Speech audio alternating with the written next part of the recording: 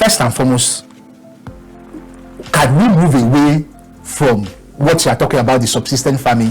In my opinion, no. Not immediately. Okay. And I'll explain why, and I'll now explain how we can. Okay. Why our land tenure system? You know, people kill for land, and just a small piece of land. So land in Nigeria and Africa is not something you go and joke with somebody. It's not a joking matter. It's someone's life you are talking. It's someone's life that you are talking about. So our land tenure system and our cultural heritage is going to make that very difficult, if even possible. All right. So that's the first thing. Land has been passed down from generation to generation, and even me, as civilized as I am in Abuja, I still hold on to the land my father gave me in your village. Like, don't joke with it.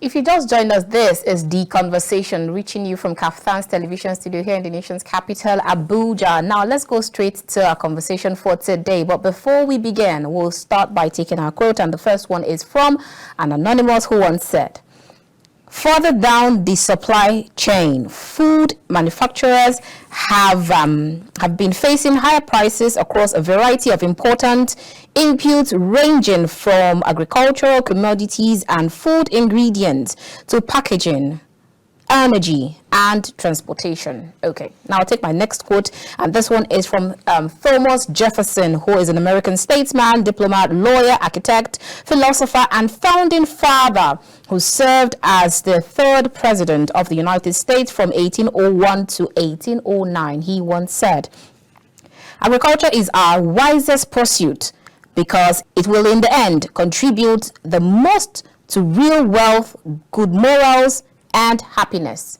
Okay, I'll take my third one, and this is from Will Rogers, American performer, actor, and humorous social commentator, who once said, "The farmer has to be an optimist or he wouldn't be or still be a farmer." I wonder what that means. Okay, so then my last one will be from M.S. Swaminathan, who was an Indian agronomist, agricultural scientist, plant geneticist, administrator, and humanitarian. He once said, "If agriculture goes wrong, nothing else will have the chance to go right." Absolutely spot on. Now let's see how this quote relates to what we'll be discussing today. Very warm greetings and welcome to The Conversation, reaching you from Kaftan's television studio here in the nation's capital, Abuja. I am Annabelle Oji. Today we'll turn our attention to the agricultural sector, that's Nigeria's agricultural sectors. We're looking at 2023 in retrospect, and our focus, like I said, will be on the agricultural sector, as we're looking at food inflation, and how much it has affected not only the farmers, but also the end users. And my guest on the show today is Udeme-Joseph Daniel, who is a farmer. He is also the CEO of Farm Monitor Africa. It is great to have you on the show, Daniel. Thank you, Annabelle. Thank you for having me. Great to have you. Okay, now, so let's start by looking at Nigeria's agricultural sector in retrospect, looking at all through 2023.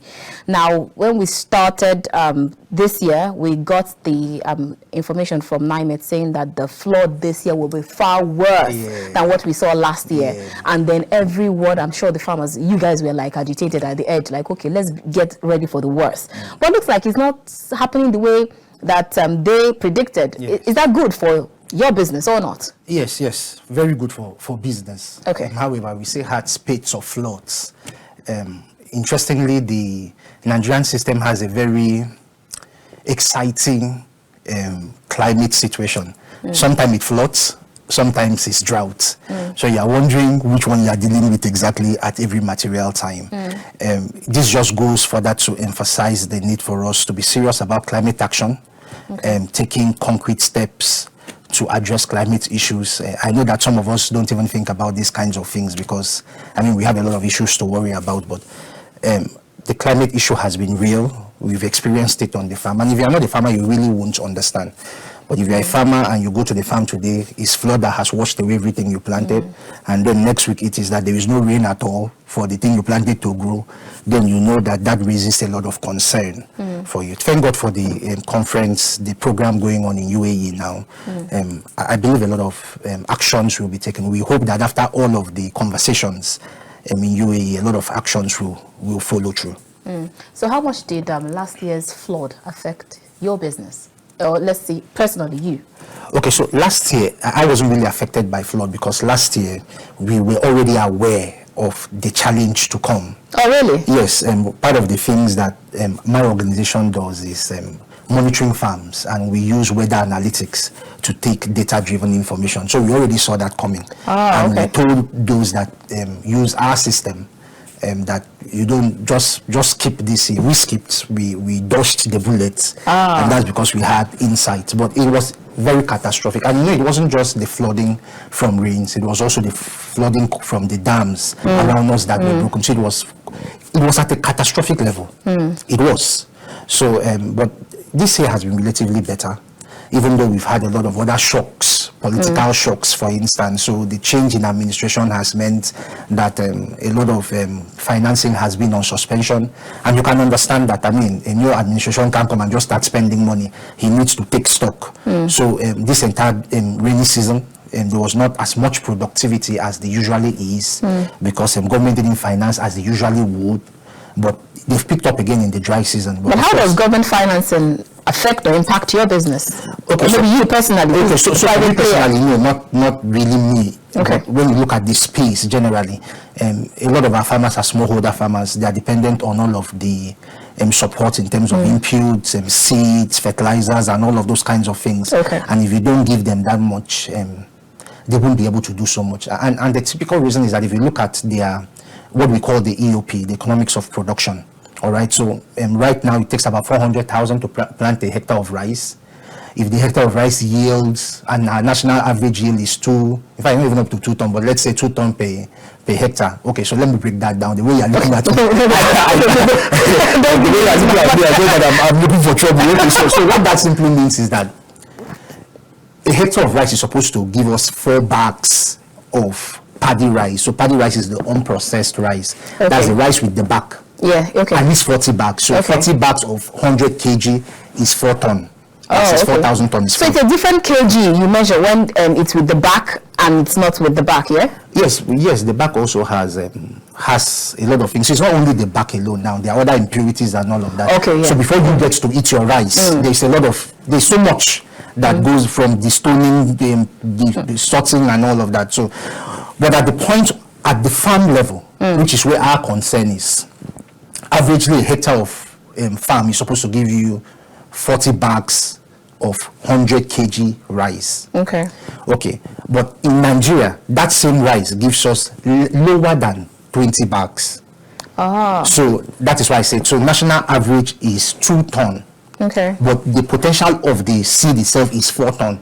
But we are not even doing up to half. So there are too many things wrong with why we are not doing so well. So because we are not hitting our yield potential, the average farmer doesn't really have a turnover in terms of profits. Oh, really? Yes. And we thought that they are the ones that are always gulping all the whole money. In fact, if you do the calculation and you look at it analytically, if they make, for instance, 1.5 tons, if you multiply that by the cost of the paddy rice in the market, you see that they are not hitting even break even. Oh. So that's why government always subsidizes. And that's why government can't even talk tax with farmers, because we are not even doing so much for even our own selves. So the way out is for farmers to actually begin to improve their yield. How do they do that? There are lots of that will take this entire conversation, but one of the ways is using Farm Monitor, for instance. So let me throw that in here. Because that's what Farm Monitor actually does. It helps farmers improve their yield by making recommendations to them. Like I told you, I didn't farm last day because I knew that it was going to rain, because part of what comes into our system that makes part of what runs our algorithm is climate, is the weather. Okay, so there are many things. Improve seedlings, having good technology, having good seeds, having at least knowing what to do, when to do it. We call it GAP, good agronomic practice. Those are some of the several things that can make them yield. But because, like I said, our situation is such that the average farmer is not very informed. So part of what is making him not yield is that he is not informed. He still does things the way he saw his father do it, or his grandfather in some cases, and things have changed. So let me make it very practical for you. So imagine that my great-grandfather farmed on this plot of land. My grandfather came and farmed on this same plot of land. My father has farmed on this same plot of land, and me, I am farming on this same plot of land. This land can never yield the way it yielded for my grandfather. Because between them and us, we've mined the entire minerals and nutrients that makes the crop grow well. But then we grew up with that thought that land never depreciates. And that for me is what is killing us the most. And this is the conversation we should have in Nigeria now. Because it's not every land that is arable that is farmable. So this and that's what I just explained. So what is called arable land is the land that you can farm on potentially. And we have a lot of that in Nigeria. I think over 34 million hectares or so, but quite a lot. I'm not sure of the statistics now. However, of all of this land that we have, because we've been mining nutrients from it, without ever replenishing it. In fact, some of us don't even do shifting cultivation. A lot of the other strategies that you can use to replenish nutrients in the soil, we don't do it. We just keep farming it because of that mindset. So the land is depreciating. So if you give me a loan, for instance, to farm this piece of land, thinking I'm going to get the crop I should get, if you don't know the history of this land could quite literally make me not even yield 1 ton.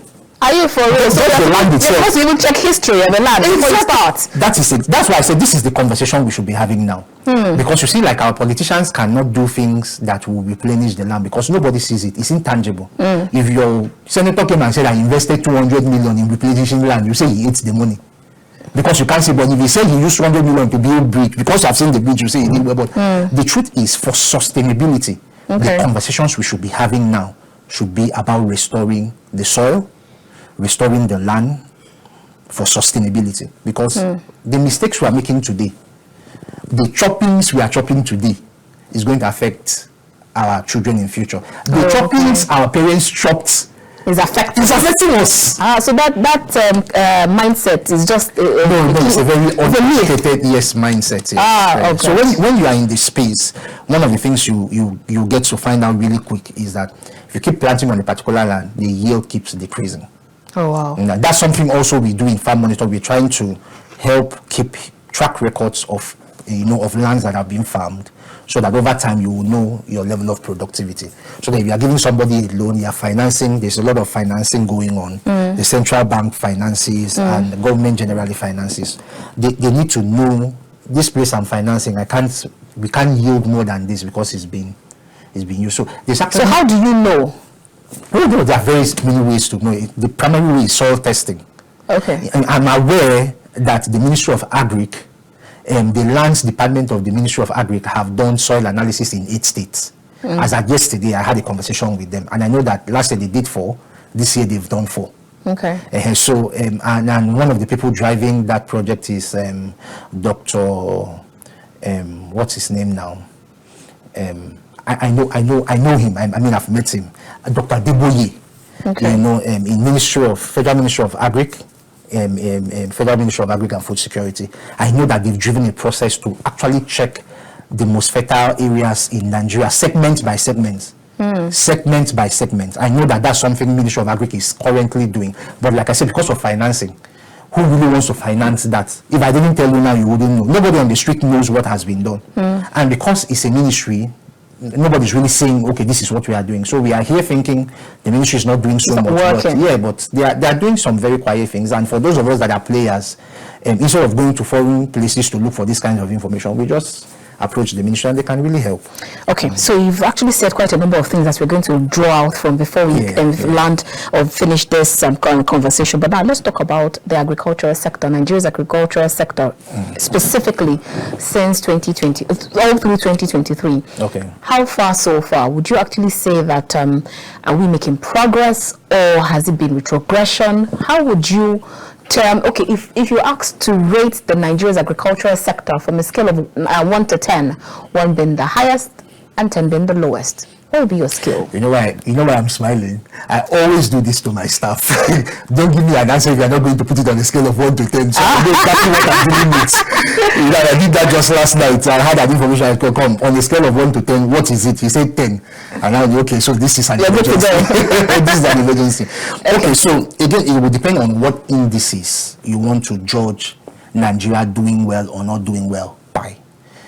Some indices we've done well. Some indices we haven't done well. That's why I said, but the general indices when it comes to agriculture is productivity. How productive have we been? We've been generally low. On a scale of 1 to 10, 50-50. We would have done better, but like I said, I think largely because of the funding issue. Okay. Because 70% of our farmers are dependent on that funding issue. A lot of our smallholder farmers are looking for money from government to be able to do something. So if that money doesn't come, it becomes a challenge. So I think last year would be one of our poorest. Oh wow! Yes, statistically, and you can quote me anywhere. Last year would be, or this year would be one of our poorest. Despite the flood from last year? Yes, so the flood from last year, at least we could understand it was the flood that, so you could say that this was what made us, and because the flood is not an every year affair. And like I said, the flood last year was principally occasioned by the dams and all of that. So yes, the rains had its own impact, but the dams contributed much more. Much more. So, and we had information, and the information about the dam was given early enough, so it's not like we didn't know. But this year has been largely because we've not done as much work as we usually do, across board. I mean, I know people that, for instance, Secom's Farms has 2,300 hectares. I don't think he did more than 200 hectares this year in that whole large land because money. So the financial thing has really been the real reason why we haven't been productive. Of course, outside security, herdsmen and all of that, which it's its own problem. Okay, so now if you talk about security, then how much, let's say for you who is a private player, how much has it actually affected you? Because you've heard of farmers talk about how they have to pay bandits before they release their product to the market, and all of that cost is shifted down to the end user. So I've heard that too. I've not experienced it. Okay. So I probably have very little information on that, but I've read it in the papers, like I'm sure you've read it too, that this is what is happening in the north, is it not west, thereabout, or northeast. So we've heard about that, but I haven't experienced that. The closest shave I've had with this challenge has been in my farm in Niger State. I have farms in 3 different states, but in Niger State we had a situation where the herdsmen, because they are wearing cows, came into our field, ate up some of the things we had planted, even damaged some of our irrigation system in the place. And we had a conversation with their head in that community. It's a Banasara community in it's close to Bida, but that village itself is not in Bida, but it's really just close to Bida because we stay in Bida when we are farming. Okay. And we had a conversation with them. Incidentally, for me, my personal experience was they were in fact they apologized, and that was because of our relationship. Yes, they did. They are the head of that system. Okay. They did apologize to us. Well, for me, it was particularly because we had been very fair and kind to the women. So brings up the issue of CSR, community relations. All right. So in our dealings in that community, we have been fair with them. Okay. We've been very fair with them. So even there are women that come to glean, we still give them money. And I didn't even know that these were their wives or something. But it was actually in that conversation that, my manager, Useni, told them, but don't your wives tell you that this man is the one that... And somehow you know that those little things that you do always help later. I frankly didn't know. So in fact, it was at that point that they now said, is it the person? And they now started apologizing. So the huge lesson I learned from this, whether we accept it or not, we need CSRs. We need to educate people. We need to show much more love. I think it's going to take a lot of love, but I don't see any way out of this. Okay.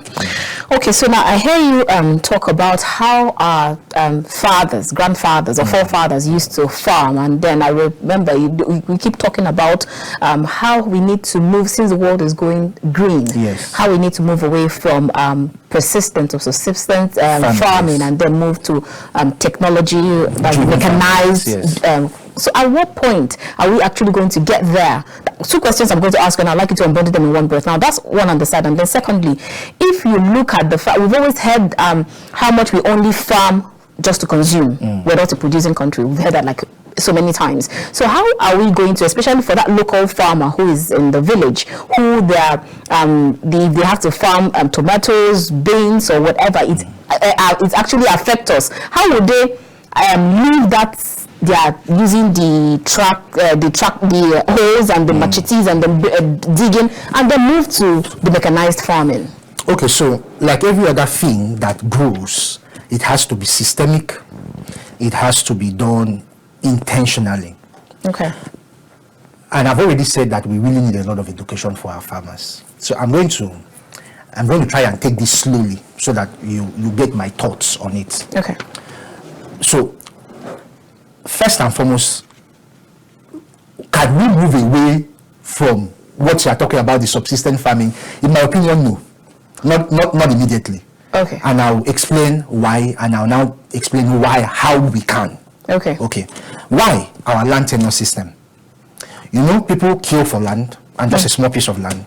So land in Nigeria and Africa is not something you go and joke with somebody. It's not a joking matter. It's someone's life you are talking. It's someone's life that you are talking about. So our land tenure system and our cultural heritage is going to make that very difficult, if even possible.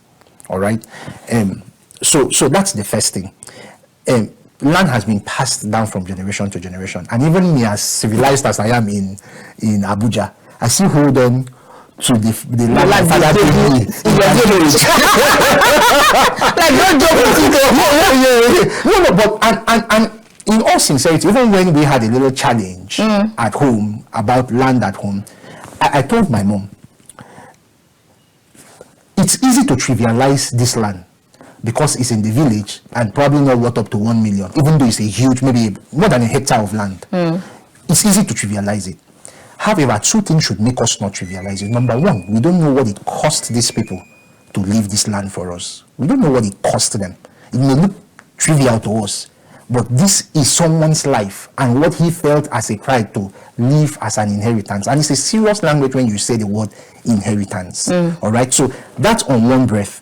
On the second breath, if oil was to be found on that land, this is not the same attitude we will be having. You understand? So it's easy to trivialize it now. Sure, but I told her so. But what is at the detriment of your own life? Because I hear people say that, oh, please just don't make it look like I'm a chicken. Chicken out, but at least be alive. Yeah, I agree. But like I said, it's okay to say chicken out and be alive. But like I said again, if oil was discovered on that piece of land, with trillions of naira potential, sister. Even me, I'm not sure how. I'm not sure how. So the point is very simple. So our cultural heritage, land as an inheritance, you understand, and the way we hold it so dear, and all of that, it's going to make it really tough. Okay. That's on one breath, and then the second breath, like I said. Now, so thirdly, because quite clearly these people live on that land. Live not just living on it, but the food they eat is from that land. So it's kind of difficult for you to really change it's going to take a lot of political will to change our Land Use Act. It's going to take a lot of political will. That's the person is going to be ready to lose his second term, which our politicians, none of them is ready to do. All right, to be able to say, okay, see this, we need to find a way, an innovative way to think about how to manage our land system. All right, so of course land generally belongs to government, but because it's been passed down from generation to generation, generally we need to rethink our system around that. Now, because of that, a person that has been farming a piece of land knows that piece of land. He is not farming that piece of land as business. He's farming that piece of land as one, culture, two, a source of food.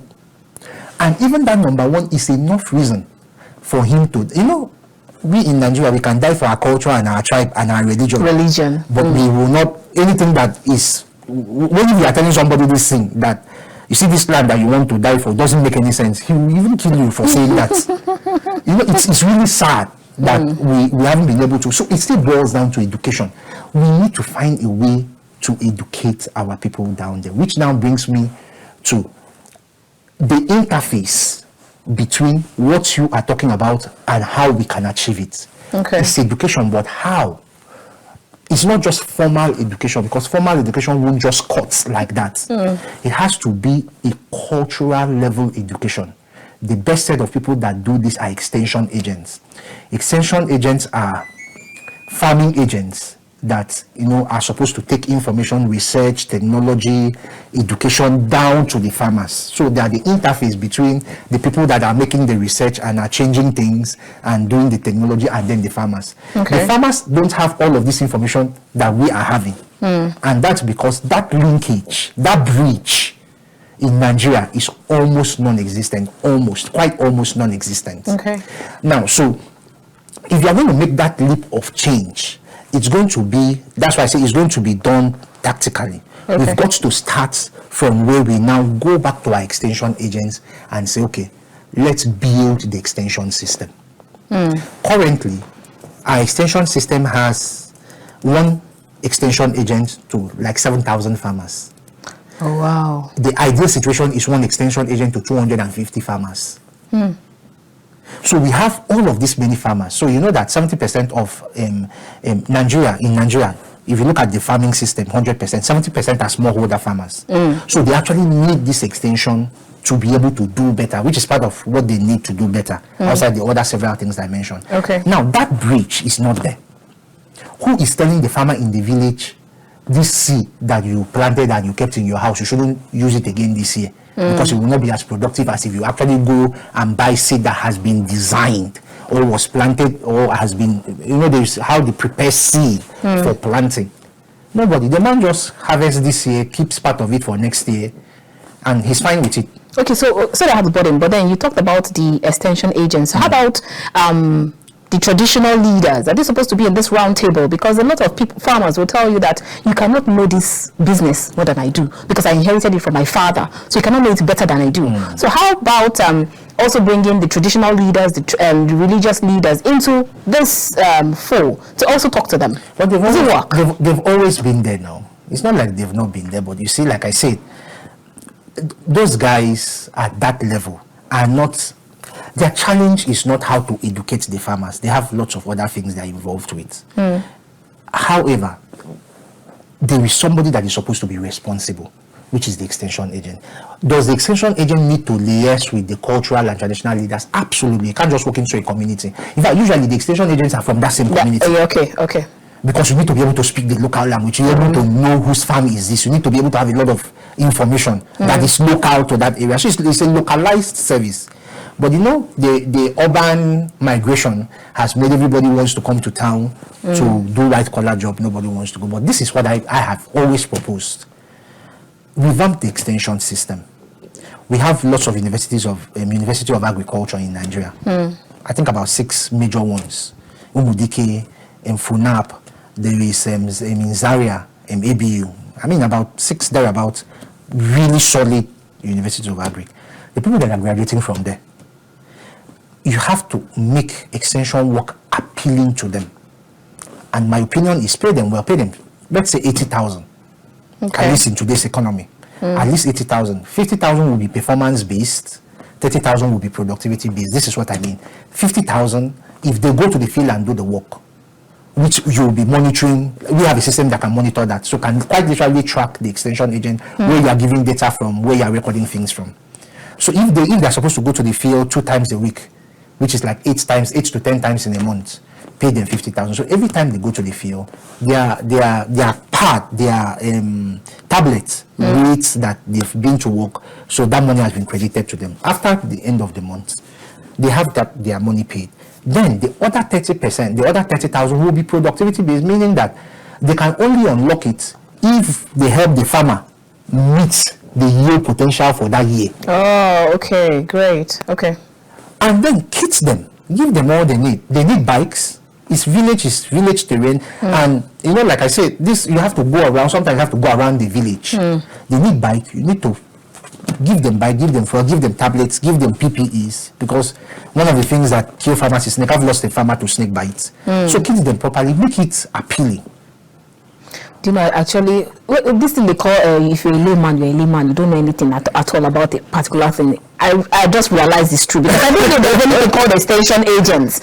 Are you serious? I never heard about it before. We just know farmers. So that is, in fact, do you know that, in my opinion, and I can defend this, my opinion, I think that until we make the extension service delivery the backbone of our national productivity, nothing will change.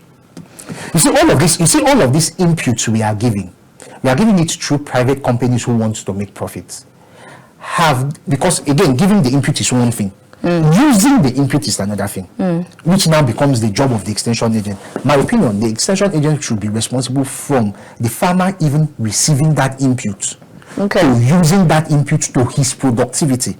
Somebody has to help the farmer and be responsible. Now, if you give a private company, I'm a private company, so I'm speaking against myself, we are just going to go and give the input. And even sometimes we are giving less the input and saying, doubling the figure and saying we gave 20 bags when we gave only 2. So, and because we gave only 2, you are imagining that the national productivity will go high because in your head it's 20 that was given, but it wasn't 2. So, there's so much disjoint, there's so much gap for sharp practice in between, that I believe that you have to make somebody responsible. See, so this extension agent, do you also need them for animal husbandry and all? Okay, so yes, so they have their own. It's still extension agent that provides a kind of cover for them. Yes. Okay. So it's not just cropping alone. Okay. All right. Clearly, there's more that we need to unbundle from this conversation with Udeme-Joseph, and we will definitely get right into it after this time out. Join us again.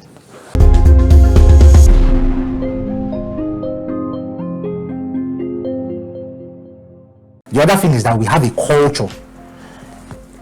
I'm on TV, so I'm not sure I should use this language, but it's possibly, to say it in the lightest term, it's a wickedness culture. Things go up in Nigeria and never come down. Even when all the elements show that they should come down. So I think we have a culture of thinking that when it goes up, it can never come down. There. You know, so that's the other reason. And that's the other thing we need to do. I don't know how we are going to change this culture. I frankly don't have a solution, all right, to that one. But I think it's something that probably the National Orientation Agency would want to take up as a project to say, come, we need to dissuade people that, you see, why is the price of a ticket 200,000 now? They'll say it's $1. But even if that $1 was to go to 500 to 500 naira to $1 now. See that ticket? It stays there. That's one though.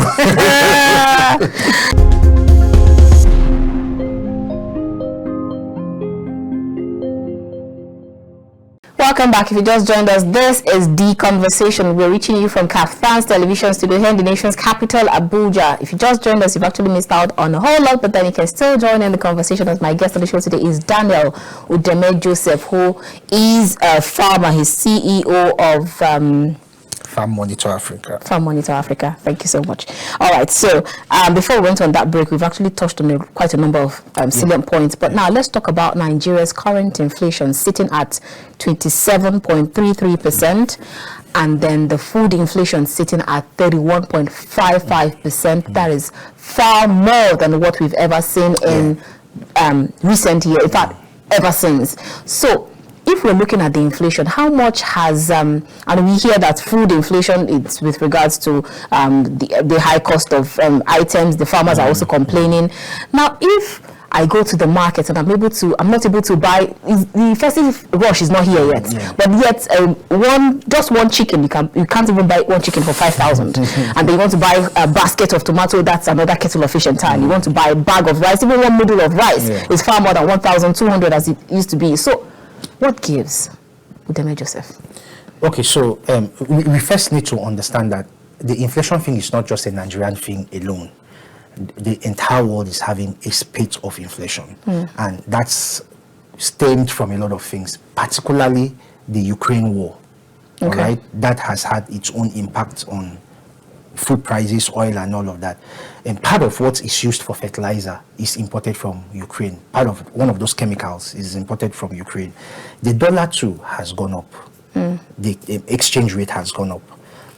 All of these things have their own impact, so to speak. So does the dollar increase in the dollar, naira to dollar, or the precipitous decline, yes. does it also affect the smallholder farmers? Absolutely. Absolutely. And like I told you, a lot of those things that the smallholder farmers are using to be productive are given to for instance, the fertilizer we just talked about. Okay. And the fertilizer is a huge deal because that's what we are temporarily trying to redeem the soil with to even make it productive, which is not even sustainable, which is another conversation. Sustainability of our food system is another conversation. So if you now look at it technically, it's not just fertilizer. There are several other things that the farmers are using, that even the equipment itself, all right, most of them are imported and it's affected by dollar.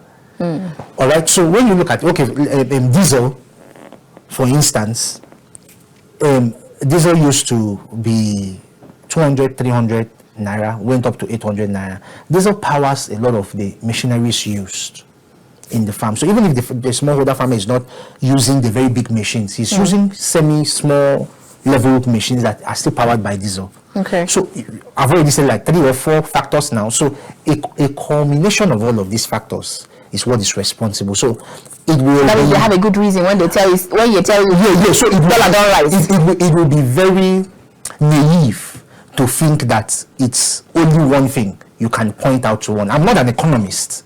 All right. So when it comes to issues of inflation, the real details will come from maybe somebody working in the bank, maybe central bank, that can give you what's really going on. But from my perspective as a farmer, and from all I know, and I know quite a bit when it comes to how these things affect us, these are some of the several reasons. So, and like I said, it's not all of these reasons that have a control room in Aso Rock.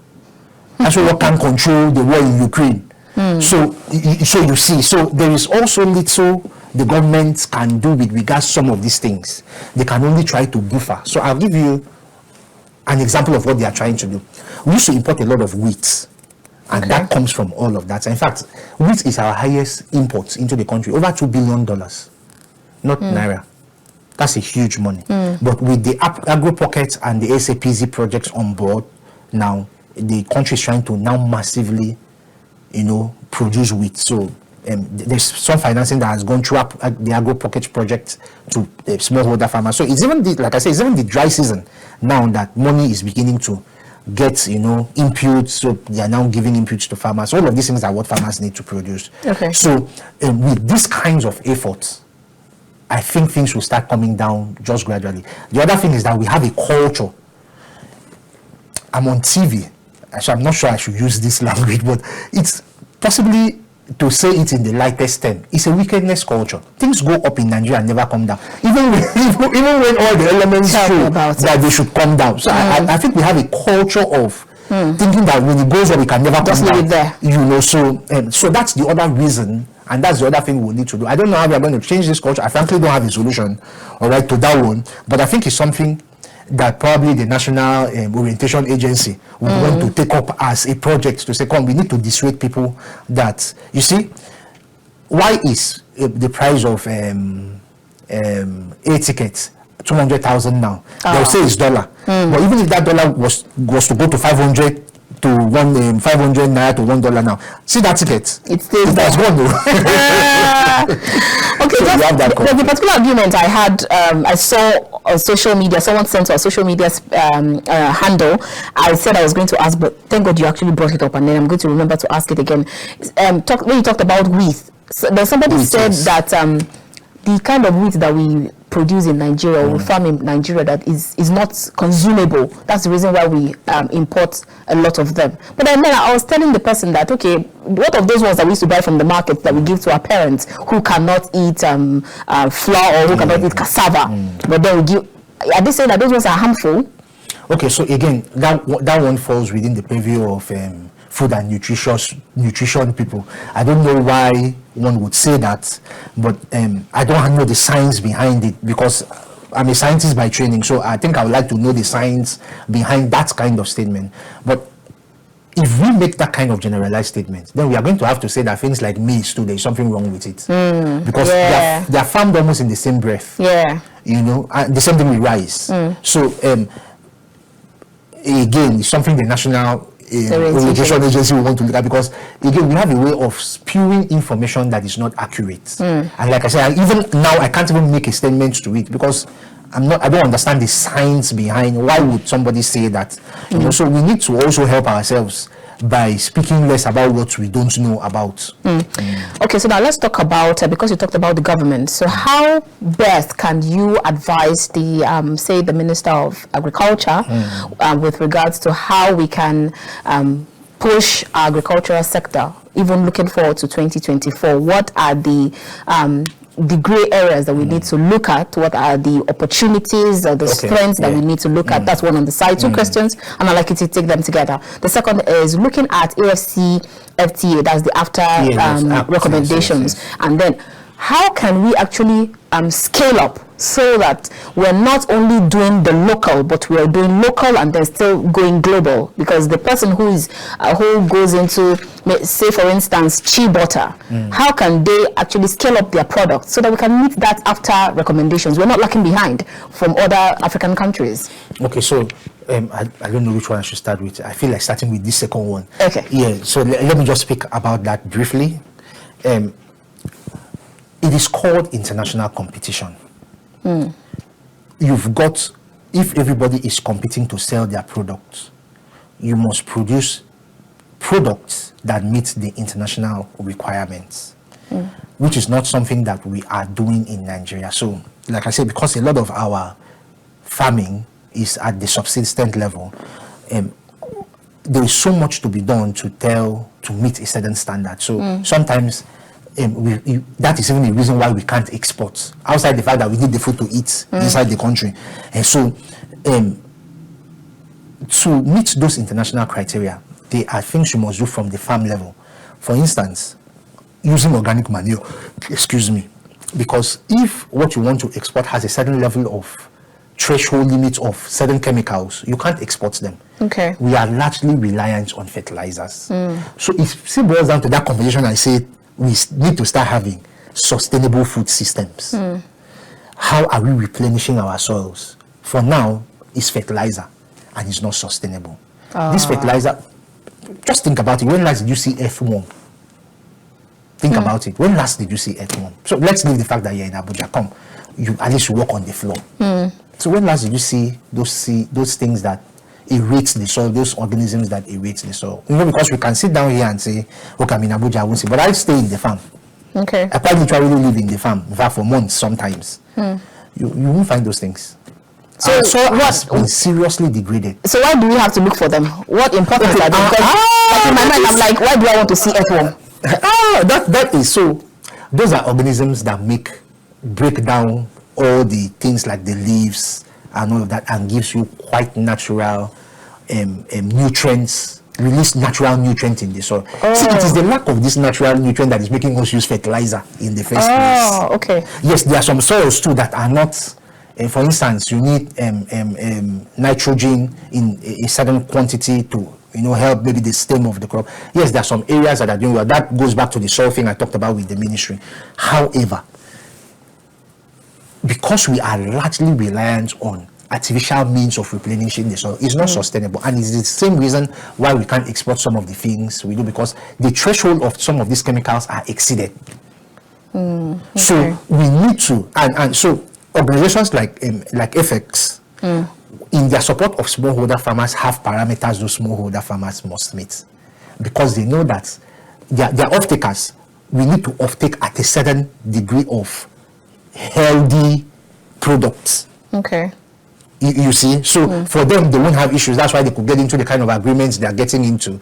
So we need much more off-takers doing those kinds of things, supporting farmers, but making sure that things are produced at a certain level of health, so that it can easily be exported and even easily be used. Because again, these things that we are doing to ourselves and we are eating, we don't know the impact yet. It is like maybe another 50, 100 years that we will now realize that we have been accumulating certain chemicals in our body. Even though I know that all those checks are done, but we really cannot tell absolutely yet till the effects really begin to show.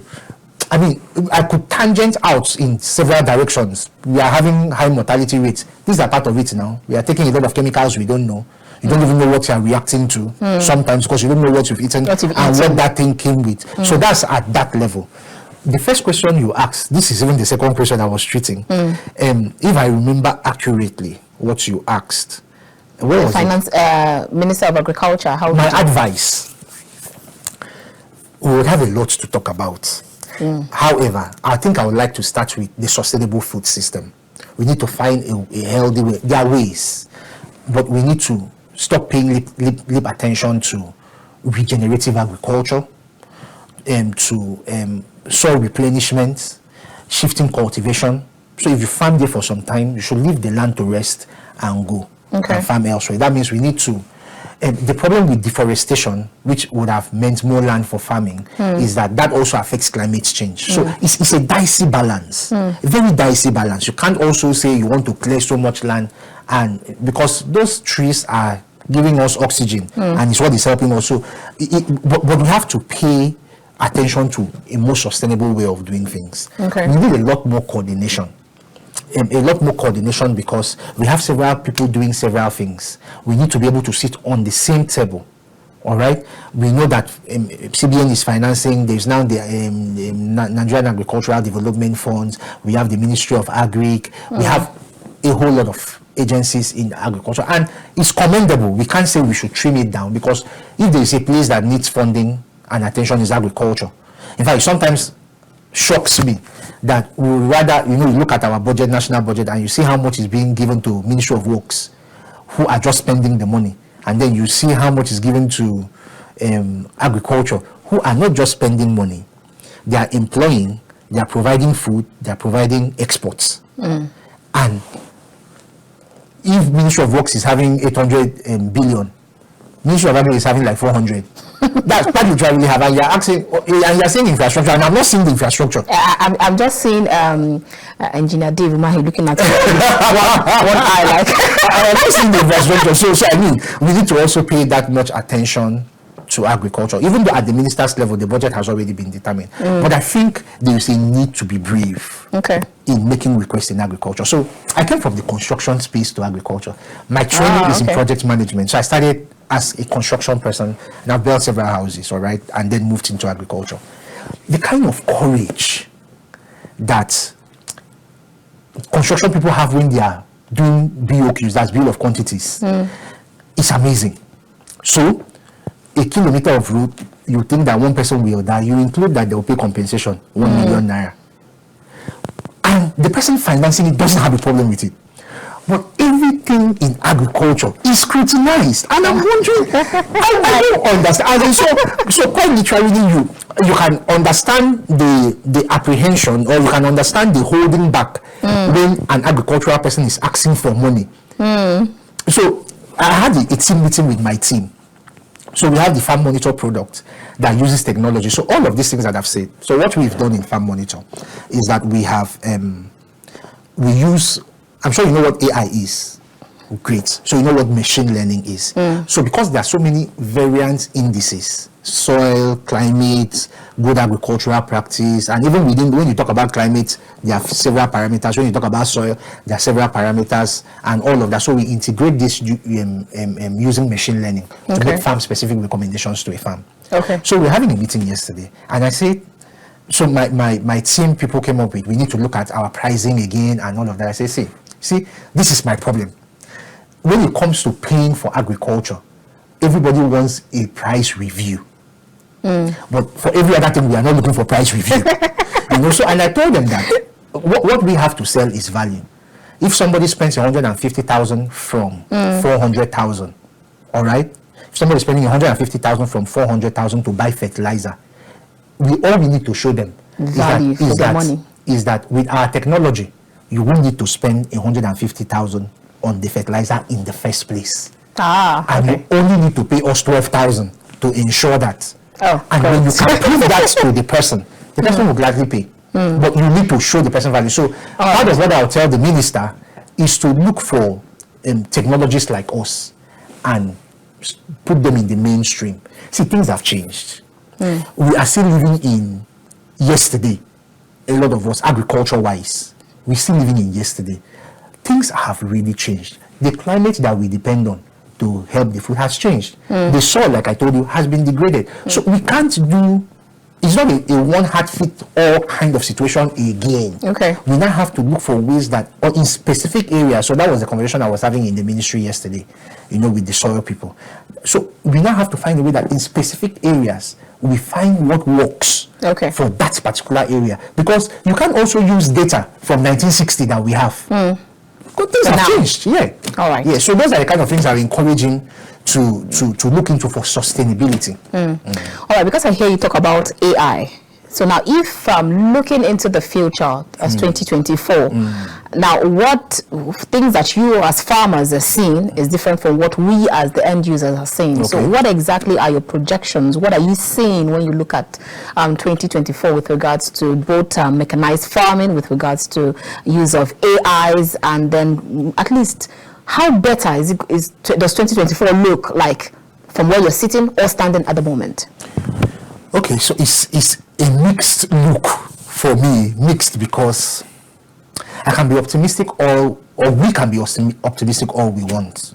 A lot still depends on policies. A lot still depends on government approach. A lot still depends on, because you see, government is only next to God. And they can do one thing that can disfavor even what you've done. So for instance, in the technology space, which is where we have hope that government will begin to adopt. I was in a policy dialogue with IFAT's policy dialogue, I think about 2 weeks ago. The government agencies were represented and all of that. And a lot of conversations went on. And somebody in that meeting stood up and said, I am ready to do this tomorrow. You people that are on the high table that are government, we are finished talking. Can we start this thing now tomorrow? So you now begin to see that the bureaucracy will not even allow it start. And you will be thinking that it's this person that will take the decision. When you talk to this person, he will tell you it's this person that will take the decision. And ultimately you realize that we have such a government that it looks to me that it's only the president that can take a decision. And or more like we're just very good at policy formulation but not implementation. No, zero implementation. In fact, you got it, you captured it very well. Zero implementation. So at the end of the day, that's why I said it's a mixed feeling for me, because I see there's nothing I'm saying here that is new. I'm not the most intelligent agricultural person. In fact, yesterday when I was in the ministry, I was quite literally awestruck by the kind of depth, especially at that lands unit had. And I said, we have this kind of thing in Nigeria. So it is not a question of knowledge. It has never been a question of know-how. It has always been a question that it's like the more you know, in fact, the more the system relegates you to the background. So that's why I say I'm optimistic because we know. But then I'm now thinking, will we do what we know? So you see why I'm now saying, yes, I can look at 2024 with optimism because there is so much coming in. There's so much technology coming in, there's so much knowledge coming in, there's so much, hopefully, funding coming in. But will we actually execute right? Oh, wow. A situation where somebody says, I have 15,000 farmers on my database, so give me input for 15,000 farmers. And then you go to do a farm audit like we went to do, and they have 4,000. That's the execution we are talking about. All right. So quite literally, 11,000 farmers are not. Can you imagine that? All right. So we need to execute right. We need to execute right, and we need to execute around data, which is something we don't have. Data, and then we come back to this matter of data again. All right, so now before we let you go, our time is fast spent, because I hear you talk about how if you're given quantity, or if you're given a price to a construction engineer, it's quite different it's a different kettle of fish to what when you have an agriculture or a farmer. Now, would you actually say that going into agricultural sector, farming, either animal rearing or farming or agriculture generally, would you actually say is this still a lucrative business for someone to go into in 2024 and beyond? Again, it's a mixed reaction to it. Yes and no. No, primarily because of insecurity, policies, adoption, executions, no. But yes, because it is still a very viable business. All right. If you get your indices right, you get the right team doing the right things, you can also still be profitable. But like every other business, this is my disclaimer, like every other business that takes 1, 2, 3 years to begin to break even, you also have to give agriculture the same 1, 2, 3 years. You can't jump into the farm and think you are going to start making profit, which is because we like quick things in Nigeria, which is the mindset everybody that is going, which is the mindset most people go into agriculture. I even went into agriculture with the same mindset, so it's not like I'm not less guilty, all right? But we've got to, just like you would, and see, it's the same attitude everywhere. Just like you would go and do a business and buy and sell, you're not going to start making profits immediately. You want to go and trade forex. Somebody just thinks that you will put money in then. Nothing works like that. All right. Everything takes time for you to make your mistakes, for you to make your corrections, no matter how knowledgeable you are. Once you are playing the main game, you are in the business and you're spending money, even your emotional attachment to your money will make you make mistakes. You understand? So you have to allow yourself the right to say, okay, we did this, went to this, and then we are now profitable. So agriculture is exactly the same way. We cannot expect a quick, it's not a get rich quick scheme. No, it has never been. But we have people going to, it's rice because it's 50,000 in the market. Now, let's go to commodity trading and all. And then you now go and end up and get your fingers burned. Get your fingers burned. So it's not, if it was that lucrative, then everybody that look at me, I would have been wealthier than I am now. Don't use yourself as an example.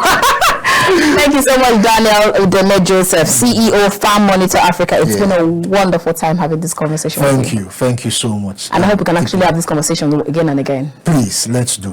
Thank you. All right then, viewers, that's all we can take for today. We have been chatting with Daniel Udeme-Joseph, who is CEO of Farm Monitor Africa. And it's been a wonderful time here on The Conversation. I'm sure you must agree.